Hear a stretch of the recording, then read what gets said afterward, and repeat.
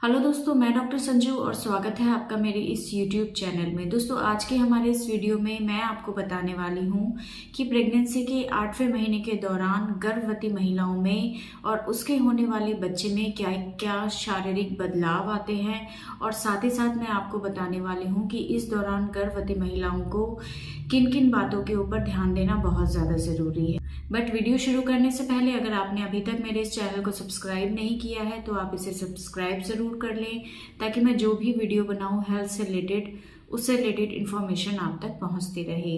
तो दोस्तों, प्रेगनेंसी का 8वां महीना जो होता है, इसमें महिला का जो यूट्रस है यानी कि उसका जो पेट है वो काफ़ी हद तक ऊपर लंग्स के आसपास तक पहुंचने लगता है, फेफड़ों तक वो पहुंचने लगता है। इस वजह से इस दौरान महिलाओं को सांस लेने में बहुत ज़्यादा दिक्कत होती है।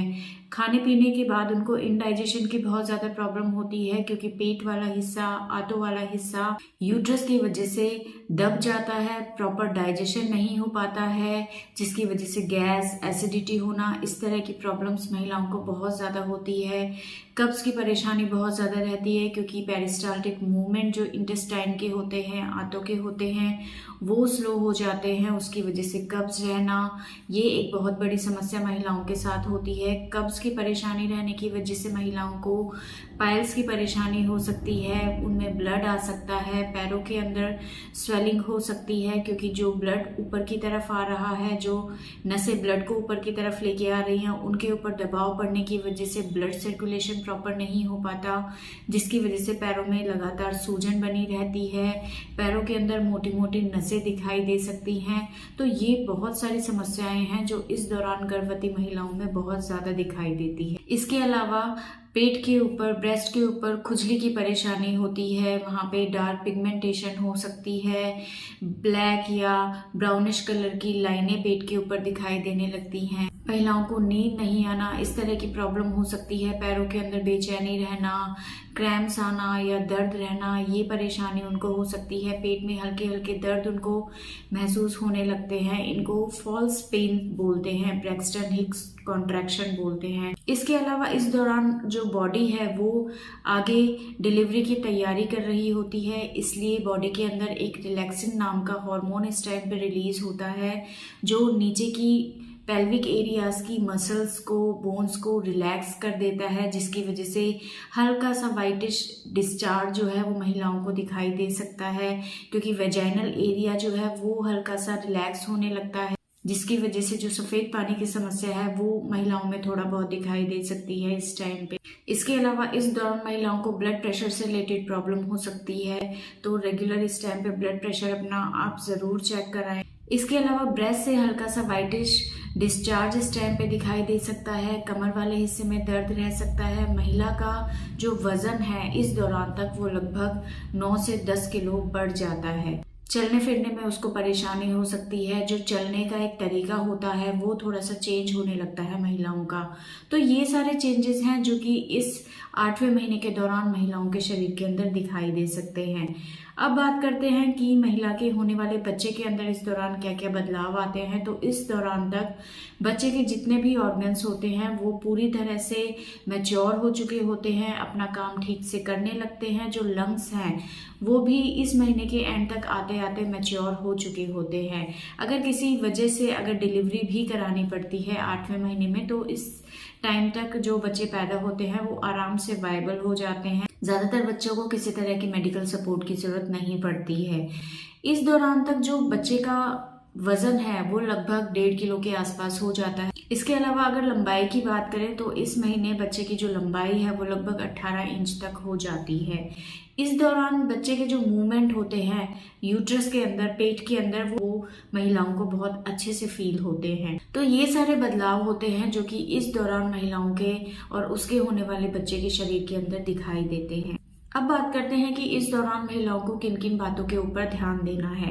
तो इस दौरान महिलाओं को कब्ज की, गैस की, इस तरह की समस्याएं बहुत ज़्यादा होती है। तो खाना पीना आपको अपना बहुत हल्का रखना है, एक बार में आपको ज़्यादा नहीं खाना है, और खाना खाने के बाद तुरंत आपको लेटना नहीं है।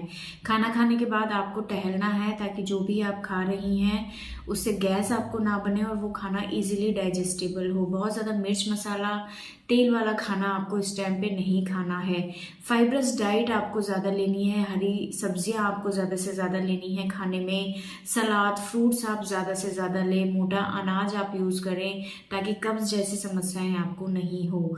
लिक्विड चीज़ें आप ज़्यादा से ज़्यादा ले सकती हैं, लेकिन अगर आपके पैरों में स्वेलिंग बहुत ज़्यादा रहती है तो आपको अपने खाने में नमक की मात्रा कम रखनी है।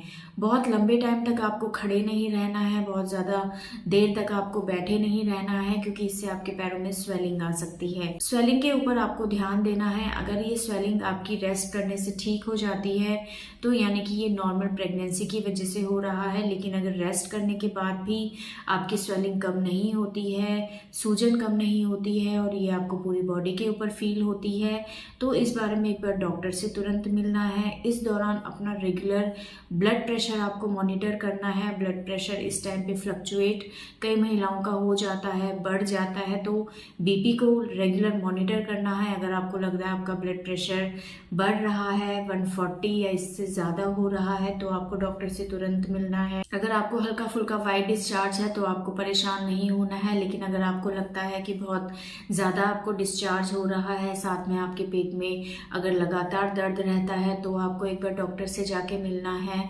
अपना हीमोग्लोबिन इस टाइम पे चेक कराना है, एक यूरिन टेस्ट कराना है। अगर बच्चे के मूवमेंट्स आपको लगता है कि एकदम से कम हो गए हैं, पहले बच्चा ज़्यादा मूवमेंट कर रहा था, मूवमेंट्स कम हो रहे हैं, तो उस बारे में एक बार ध्यान में देना है। अगर आपको इस चीज़ का समझ नहीं आता है तो फिर एक बार डॉक्टर से जाके आप इस बारे में ज़रूर कंसल्ट कर लें। तो ये सारी चीज़ें हैं जिनके ऊपर आपको इस टाइम पे ध्यान देना बहुत ज़्यादा ज़रूरी है। तो दोस्तों ये सारे चेंजेस हैं जो कि इस दौरान गर्भवती महिलाओं में और उसके होने वाले बच्चे में दिखाई देते हैं।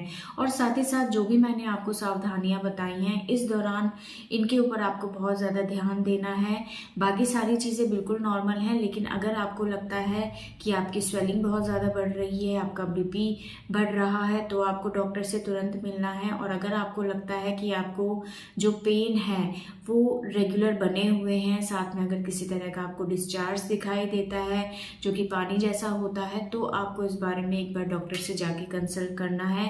क्योंकि बहुत सी महिलाओं को पूरे 9 महीने नहीं होते हैं और कई बार 8वें महीने में ही उनकी डिलीवरी हो जाती है। तो इस चीज़ को हमें ध्यान में रखना है कि अगर दर्द आपको हल्के फुल्के रहते हैं, कभी कभार होते हैं, तो ये बिल्कुल नॉर्मल है।